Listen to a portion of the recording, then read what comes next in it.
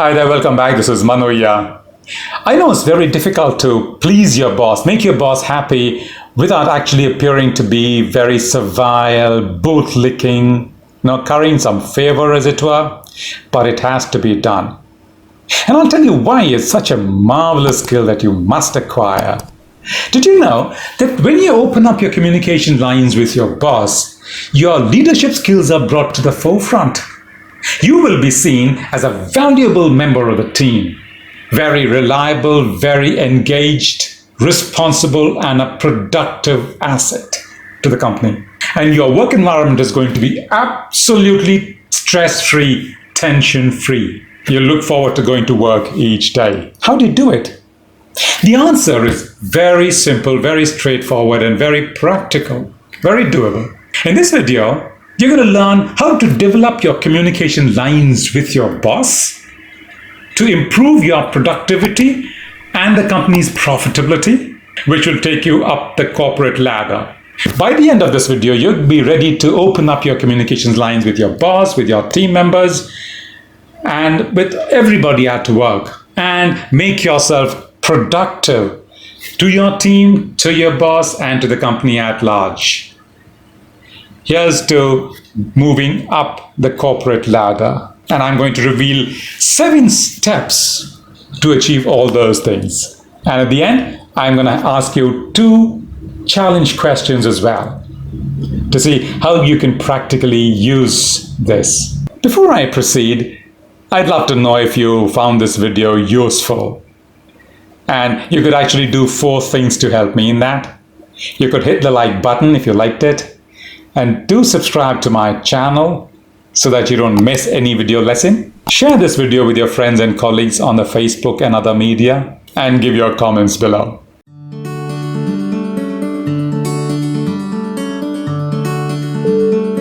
The first step is to be proactive in your dealings with the boss, in your interactions with the boss. Spend some time with your boss. Get into her calendar, as it were.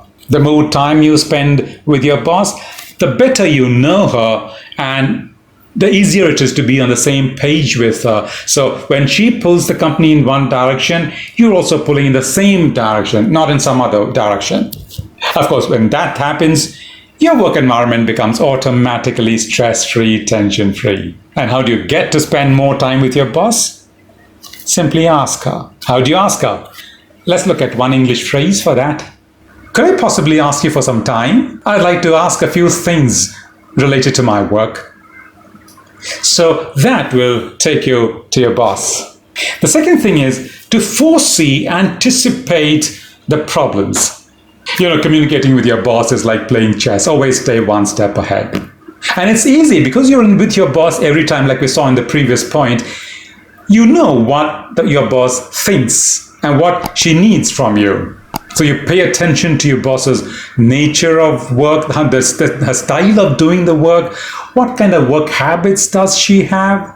And in this communication thing, always go bottom up. Don't wait for your boss to tell you what to do. You could tell your boss, okay, this is what I foresee in the near future. So what about doing this? Give your suggestions.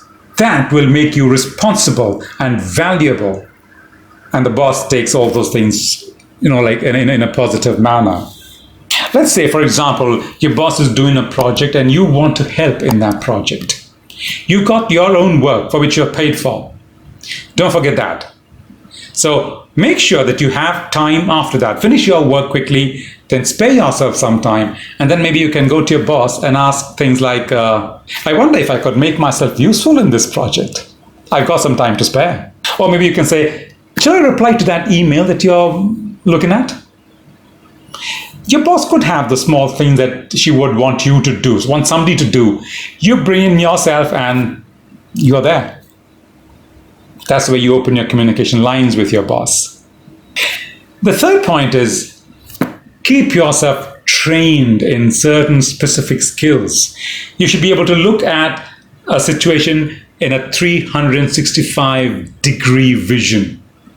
In this case, you can say, maybe offer some suggestions on how to improve your workplace, maybe the work schedule, or how to improve your productivity, your performance, your department's performance, your colleagues' performance, whatever. And communicate these things with your boss directly. And when your suggestions are practical and when they bring results, you will be seen as a valuable member of the team. The fourth point is make your boss look good. How do you do that?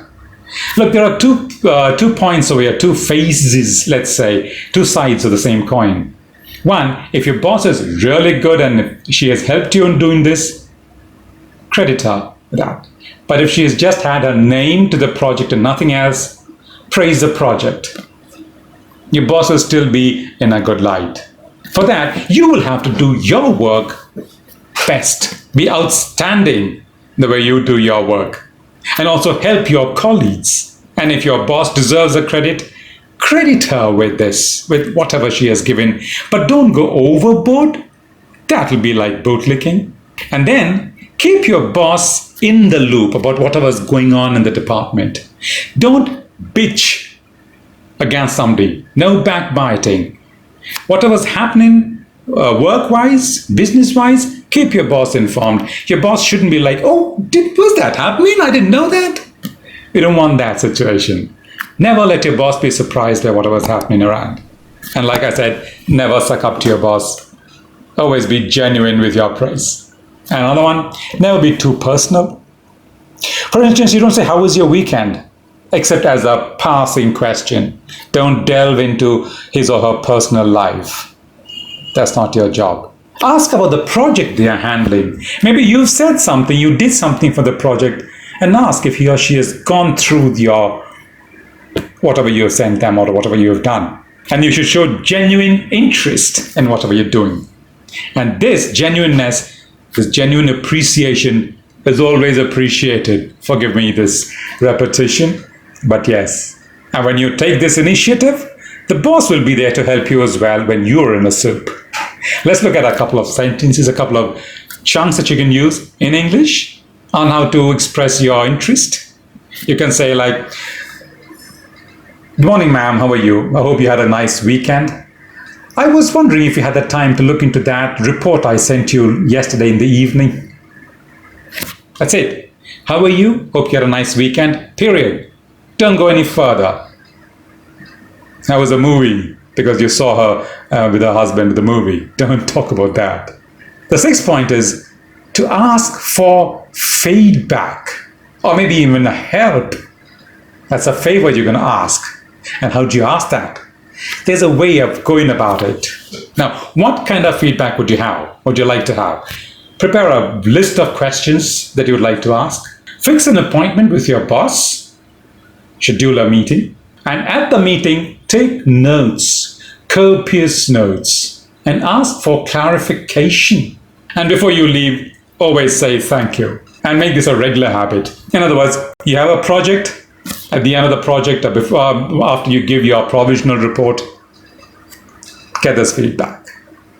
Your boss will actually expect you to come back after a couple of times. Now, how do you ask that in English?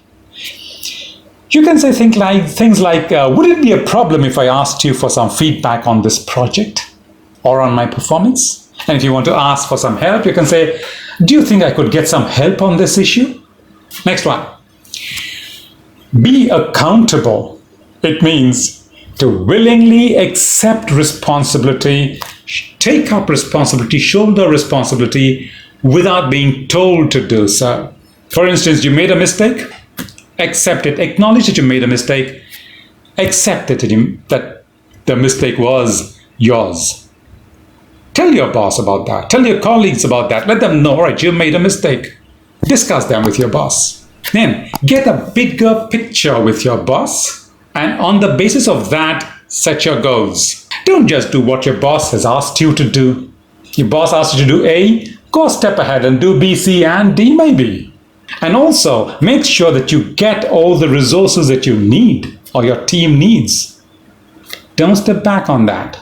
That again shows that you have a vision on how to do the project that's been given to you, the task that's been given to you, and be candid. Get candid feedback from your boss as well. And not just the negative feedback, also positive. Both are important. And now you have 7 different ways in which you can communicate with your boss, how to keep your environment stress-free, and how you can improve your overall communications in the team and maybe in the company as well. Because remember, the other departments, your other teams are your internal clients. And this will help you in your march up the corporate ladder.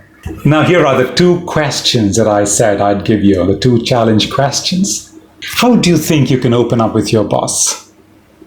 Do you have any specific strategy, any idea that you actually followed while opening up your communications with your boss?